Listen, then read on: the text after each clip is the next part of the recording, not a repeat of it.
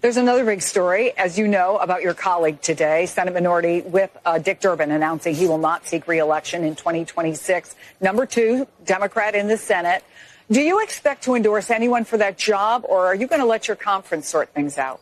Well, let me say something. First, Dick Durbin has been a great senator, a great friend. We actually lived in the same little house. 4 of us shared a house for 20 years.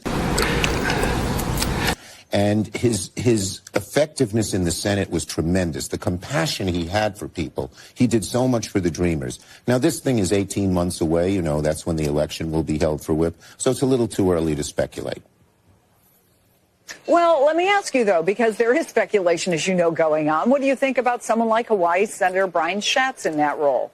Look, we have a lot of really, really good senators, and too early to speculate. I'm not going to do that. Minnesota Senator Amy Klobuchar among them? Too early to speculate. Try me again. You can't blame me for trying, Senator. No, I can't. Look, Senator Durbin was on Morning Joe this morning. He gave some new insight into his decision to retire, and I want to play that. Blah, blah, blah, blah, blah. It's a personal decision to run for the Senate. It's a 2-year undertaking. Serving in the Senate is a 6-year term. So I looked at 8 years and said, I think it's time for me to pass the torch on to another candidate.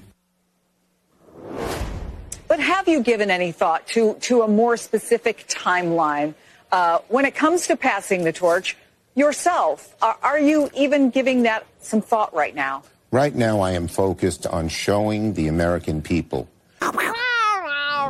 how bad Trump's economics are for them, how he is putting our democracy at risk, and I am totally focused on that.